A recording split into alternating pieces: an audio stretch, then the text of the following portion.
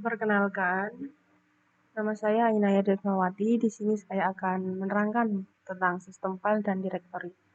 Langsung saja kita ada dalam pendahuluan.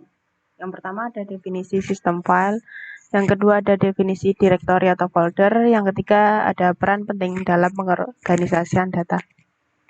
Selanjutnya ada definisi sistem file. Definisi sistem file adalah cara di mana komputer menyimpan dan mengelola data.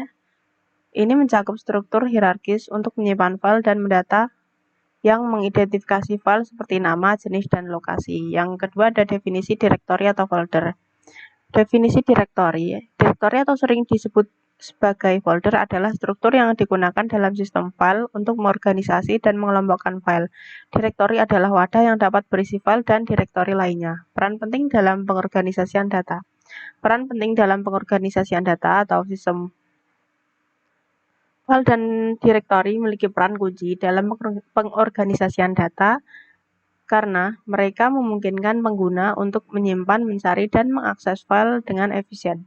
Mereka membantu dalam menjaga ketertiban dan keteraturan dalam penyimpanan data di komputer. Selanjutnya ada struktur pohon directory. Konsep struktur pohon directory adalah cara pengorganisasian data yang mirip dengan cabang-cabang pohon. Ada satu direktori utama atau akar, dan dari sana cabang-cabang dapat tumbuh ke bawah untuk membentuk subdirektori dan file. Ini membentuk hierarki untuk mengatur data. Hierarki dalam sistem direktori adalah tata letak berjenjang di mana direktori dan subdirektori disusun dalam urutan mirip dengan struktur pohon. Ini membantu pengguna dalam mengorganisasi dan mengelompokkan file dan folder sesuai dengan kategori atau hubungan logis. Yang selanjutnya ada navigasi dalam sistem file. Ada GUI antarmuka grafis versus dengan CLI.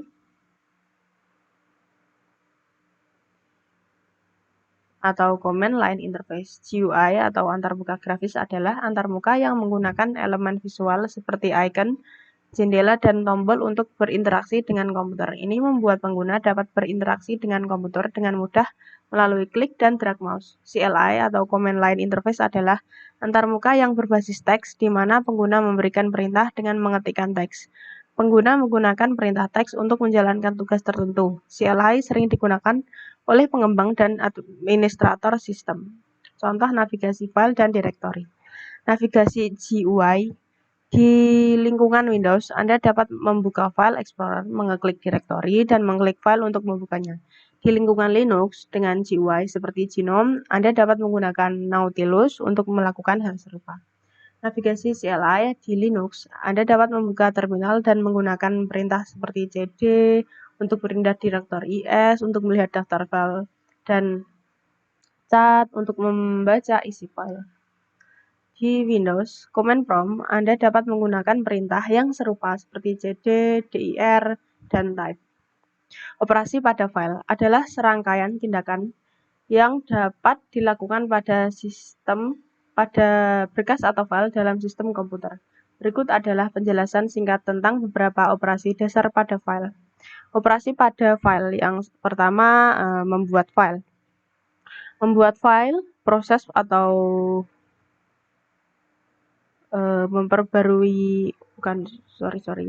membuat file adalah proses membuat file baru dalam sistem. Ini dilakukan dengan menggunakan perintah atau tindakan yang sesuai dengan sistem operasi yang digunakan. File baru ini biasanya kosong pada awalnya. Yang berikutnya ada mengganti nama file. Operasi ini melibatkan memberi file yang ada di sistem komputer nama baru. Nama file dapat diubah untuk tujuan pengorganisasian atau menghindari konflik nama. Yang ketiga ada menghapus file. Ini adalah tindakan menghapus file dari sistem komputer. File dihapus biasanya tidak dapat dipulihkan tanpa penggunaan perangkat lunak khusus. Atau yang terakhir itu menggandakan file. Tindakan ini, menggandakan file, melibatkan membuat salinan dari file yang ada. Salinan ini memiliki isi yang sama dengan file asli dan dapat ditempatkan di lokasi yang berbeda dalam sistem. Operasi ini berguna untuk mencadangkan atau mendistribusikan data. Yang selanjutnya ada operasi pada direktori. Operasi pada direktori melibatkan tindakan-tindakan berikut. Yang pertama ada membuat direktori. Ini adalah tindakan untuk membuat direktori baru dalam sistem file. Ini memungkinkan pengguna untuk membuat struktur direktori, untuk mengorganisasi dan menyimpan file subdirektori. Yang berikutnya ada navigasi direktori. Navigasi direktori adalah cara berpindah dari satu direktori ke direktori lainnya dalam sistem file. Ini memungkinkan pengguna untuk menjelajahi struktur hierarkis direktori untuk mengakses file dan subdirektori yang berbeda. Yang ketiga ada menghapus direktori. Menghapus direktori adalah tindakan menghapus seluruh direktori beserta isinya. Ini berguna untuk menghapus struktur direktori yang tidak diperlukan lagi. Dan yang terakhir ada menggandakan direktori. Menggandakan direktori adalah tindakan untuk salinan dari direktori dan isinya. Salinan ini sering digunakan untuk mencadangkan data atau menggandakan struktur direktori. Operasi ini adalah bagian penting dari pengolahan data dalam sistem file, dan mereka memungkinkan pengguna untuk mengatur dan memanipulasi struktur direktori sesuai kebutuhan. Selanjutnya ada tipe sistem file. Tipe sistem file adalah pendekatan yang berbeda dalam mengorganisasi dan menyimpan data di dalam sistem komputer. Berikut penjelasan singkat tentang masing-masing tipe. Yang pertama ada terstruktur. Sistem file struktur.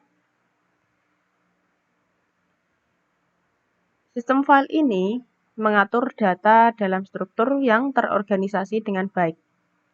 Data disimpan dalam catatan atau entry yang memiliki format tertentu, memungkinkan untuk pencarian dan pengelompokan data yang efisien. Yang selanjutnya ada sistem file berhierarki. Dalam sistem file berhierarki, data disusun dalam hierarki pohon atau struktur cabang batang. Ini menciptakan tingkat hierarki di mana direktori atau folder dapat berisi file dan direktori lain.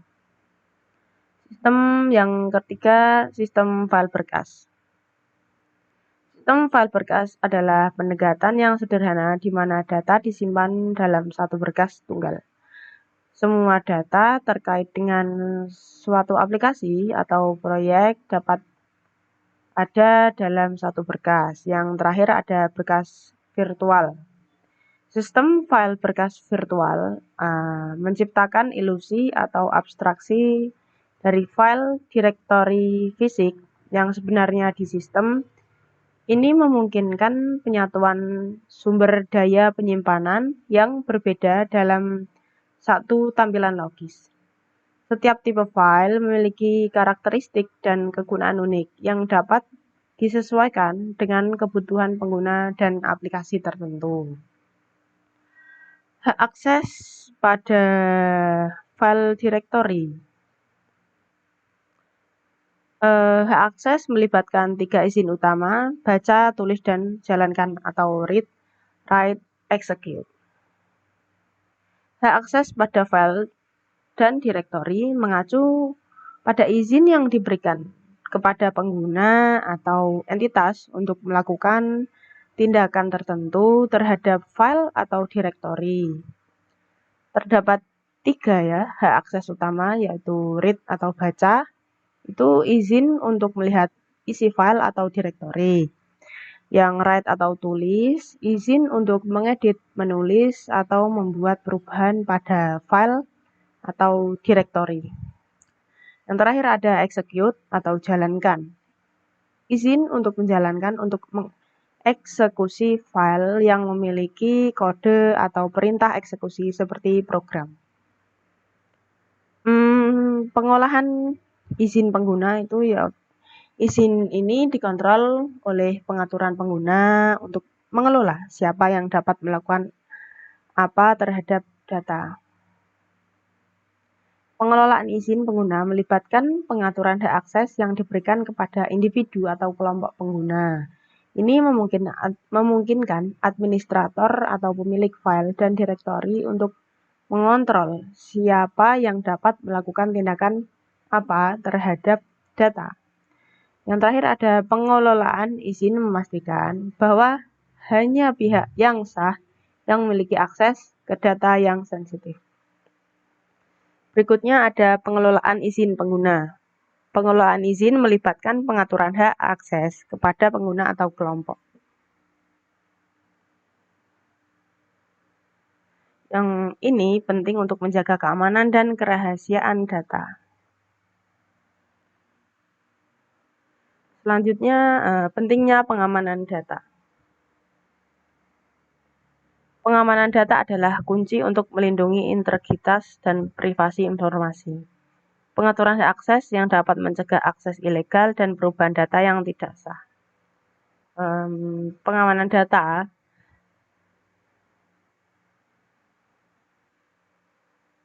adalah pengaturan hak akses yang tepat meminimalkan resiko akses ilegal atau perubahan data yang tidak sah.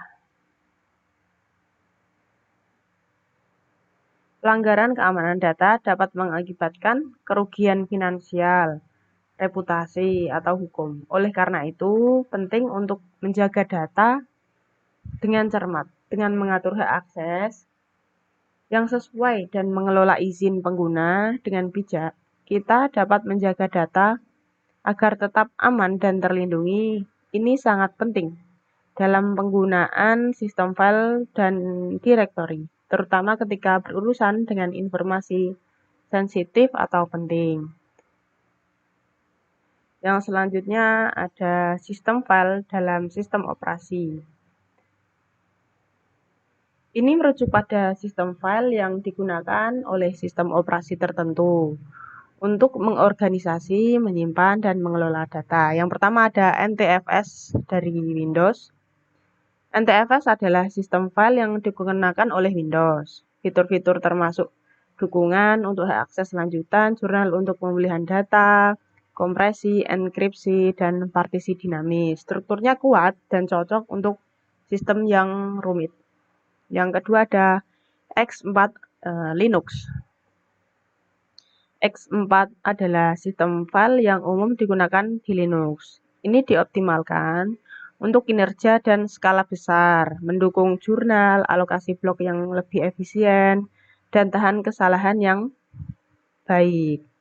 Yang selanjutnya ada HFS Plus atau dari macOS. HFS Plus adalah sistem file yang digunakan oleh macOS sebelum APFS. Ya, mendukung metadata yang kaya dan memiliki dukungan terintegrasi untuk jurnal, cocok untuk sistem file berukuran besar yang sering digunakan di Mac. Yang terakhir ada perbedaan dalam struktur dan fitur. Setiap sistem file memiliki struktur data dan fitur yang unik. NTFS adalah pilihan kuat untuk Windows dengan fitur-fitur keamanan dan jurnal. X4 adalah pilihan Linux yang cepat dan andal. HFS Plus adalah sistem file yang lebih lama digunakan di macOS sebelum digantikan oleh APFS. Pemilihan sistem file tergantung pada kebutuhan dan preferensi sistem operasi yang digunakan. Selanjutnya ada backup dan pemulihan data. Pentingnya backup data ya adalah tindakan mencadangkan salinan data yang penting. Penting untuk mengatasi kehilangan data akibat kesalahan manusia, kerusakan perangkat, atau serangan cyber. Metode backup termasuk backup berkala, cadangan penuh, cadangan diferensial, dan cadangan inkremental. Backup dapat disimpan secara lokal di cloud atau di perangkat penyimpanan eksternal. Proses pemulihan data. Pemulihan data melibatkan mengembalikan data dari salinan cadangan saat data asli rusak atau hilang. Proses ini memastikan kontinuitas operasi dan keamanan data.